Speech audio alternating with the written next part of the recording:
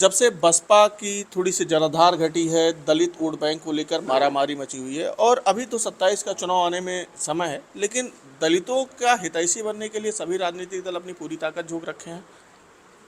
नकली हितैषी बन रहे हैं। कांग्रेस पार्टी अगर दलितों की हितैषी थी तो बाबा साहब डॉक्टर अम्बेडकर जी को चुनाव नहीं जीतने दिया।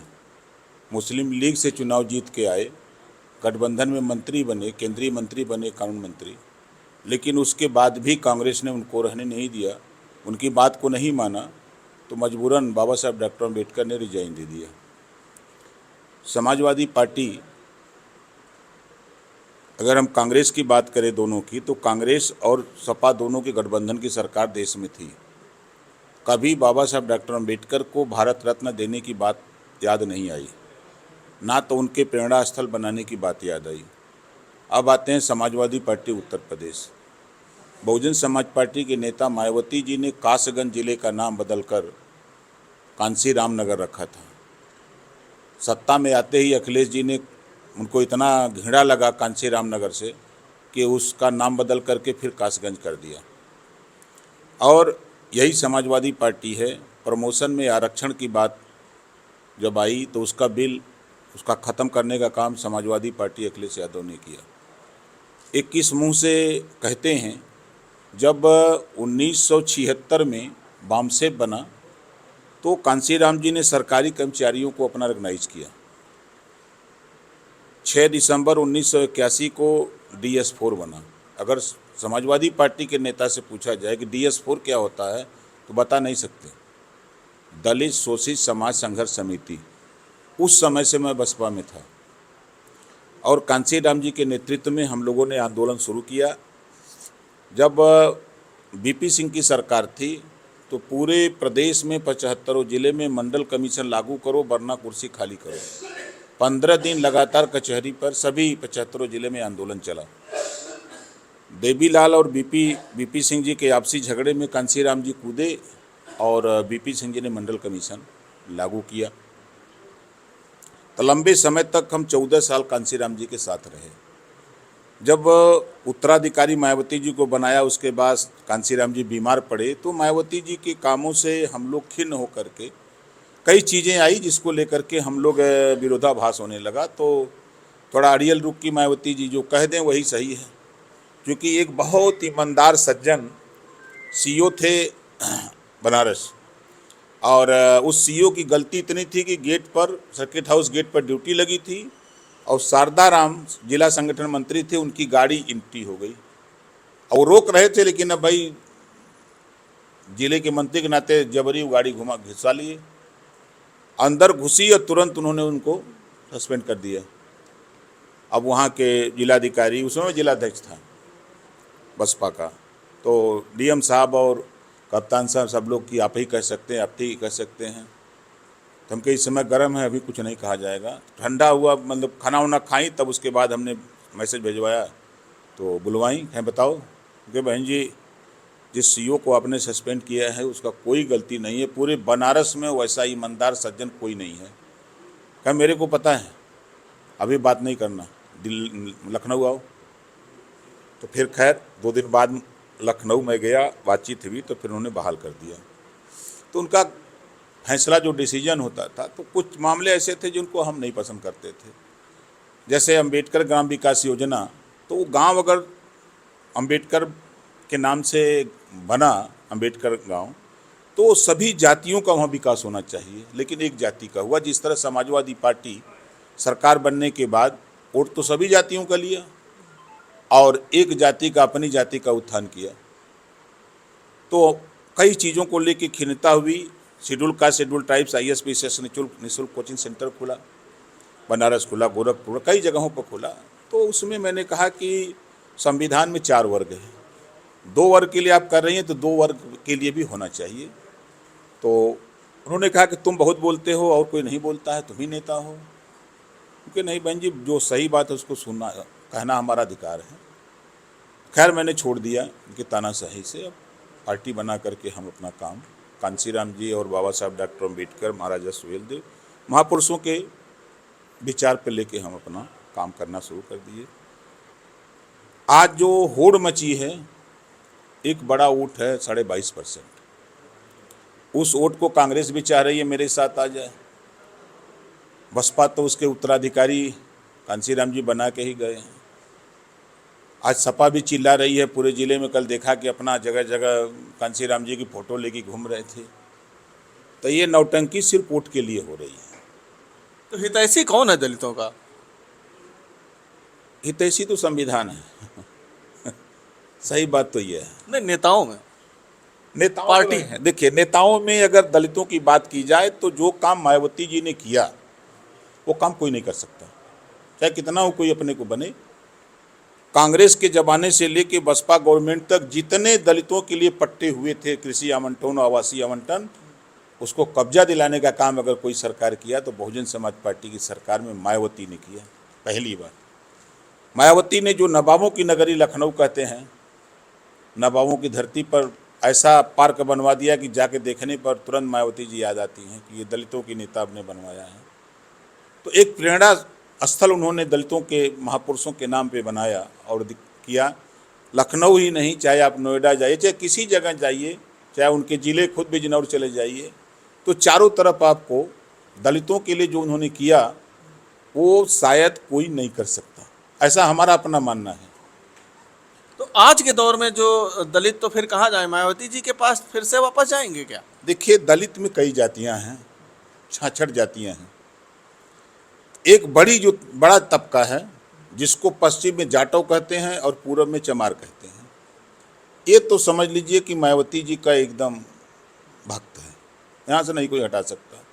और जैसे धोबी है, मुसहर है, पासवान है, दुसाध है, कमकर है, तमाम जो और जातियाँ हैं वो इधर उधर छिटक गई। जब मायावती जी सत्ता से हटी तो तमाम कुछ भाजपा में चली गई, सपा में चली गई, कांग्रेस में चली गई, और छोटी छोटी पार्टियां जो अलग अलग बनी उनमें चली गई। ये हुआ है। तो मौजूदा वक्त में आप कहाँ देख रहे हैं इन पार्टियों, इन दलितों को? देखिए, सच्चाई है कि अभी 10 साल, अभी यूपी नहीं हुई तो 90 साल हुआ है। अभी 41 साल लगातार सपा को विपक्ष में बैठना है, कांग्रेस को भी विपक्ष में बैठना है। तो मौजूदा वक्त में भाजपा के साथ हैं क्या दलित?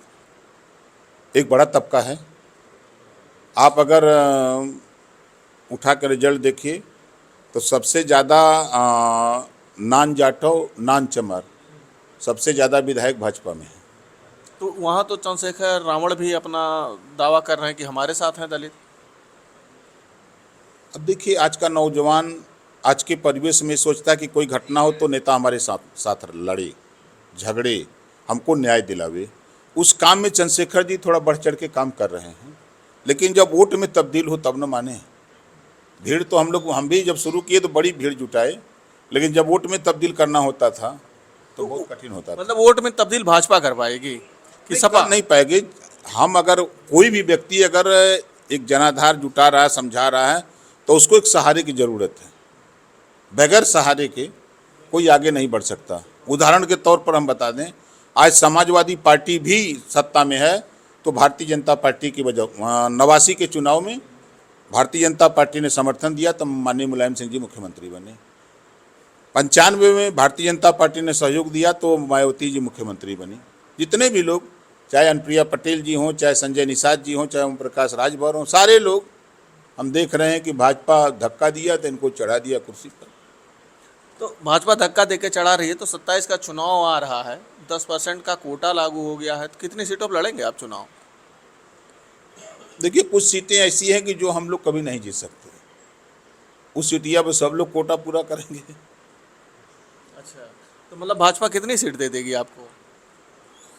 भाई, कुछ सीटें जीतने के लिए हम लोग ले लेंगे, कुछ सीटें जो भाजपा भी नहीं जीत सकती हम लोग भी नहीं जीत सकते। बस लड़ने के लिए ले लेंगे। पर्चा भर दिया जाएगा, चुनाव आयोग का कोटा पूरा हो जाएगा।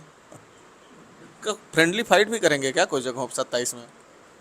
फ्रेंडली फाइट, प्रचार नहीं होगा, खाली पर्चा भर के पर्चा बैत करा करके अपना मजा लेंगे, प्रत्याशी अपना अंतर प्रचार करेंगे। अच्छा, इस तरीके भी करेंगे आप? ऐसा हो सकता है। हो सकता है। अच्छा, ये एक विवाद इस समय चल रहा है पुलिस भर्ती को लेके, जो पहली पाली में परसों परीक्षा में आई, पंडित शब्द को लेकर, उस पर क्या कहेंगे? उस पर सियासत गर्म है इस वक्त। देखिए, एक चौपाई है, पोथी पढ़ पढ़ जग मरा, पंडित हुआ न कोई, ऐसा है। और अभी तक पंडित शब्द का अर्थ जो बताया गया वो विद्वान से बताया, विद्वत्ता से। लेकिन जो प्रश्न का पंडित का शब्द जाति से अगर जोड़ा जा रहा है तो जाति ब्राह्मण है। तो जिन लोगों ने प्रश्न बनाया उनको प्रश्न बनाने से पहले ये उस पर तर्क वितर्क कर लेना चाहिए था कि अगर ये प्रश्न हम बना रहे हैं, अगर ये सबके सामने जाएगा तो विवाद तो नहीं हो सकता, ये उनको विचार करना चाहिए था। लेकिन उन्होंने अपनी विद्वत्ता से, अपने ज्ञान से उन्होंने बनाया। अब उस शब्द को विपक्ष के लोग, खास तौर से विपक्ष के लोग उसी को मुद्दा बना के चिल्ला रहे हैं। उनको ये जानकारी होनी चाहिए कि पंडित माने विद्वान होता है और जाति ब्राह्मण है। अब उसको पंडित को ब्राह्मण अगर मान ले तो भाई हम क्या कर सकते। मतलब विपक्ष सियासत कर रहा है। विपक्ष तो एकदम बाल का खाल निकोल दे रहा है। अच्छा, अभी जब कल चुनाव आचार संहिता लगी है 5 राज्यों में, तो चुनाव आयोग ने बंगाल में वहाँ के चीफ सेक्रेटरी और गृह सचिव को हटा दिया। अखिलेश जी कह रहे हैं कि अगर भाजपा की सरकार होती है तो भाजपा में नहीं हटाते हैं, और चूंकि वहाँ पे टीएमसी की सरकार थी तो चुनाव आयोग जो है भाजपा के कार्यकर्ता के रूप में काम कर रही है। इन्हें कौन तकलीफ हो, ये तो खुद भाजपा के जिताते हैं। समाजवादी पार्टी तो खुद भाजपा को जिताती है। उदाहरण आपको बता दें, मध्य प्रदेश में दुइया गो पार्टी है, कांग्रेस और भाजपा। ये भी गए मध्य प्रदेश लड़ने, भाजपा को जिताने गए, लड़ने का गए।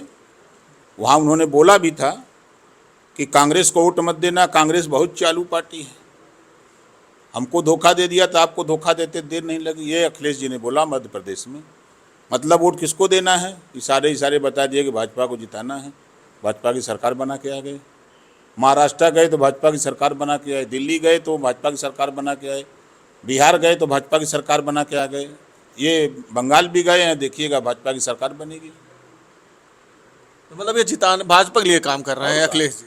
अभी बताइए, राती के गुलदस्ता लेके योगी जी या मोदी जी से क्या करें, मिले नहीं। रात में मिलते हैं। हम 1 दर्जन फोटो भैया निकाल के दिखाएं।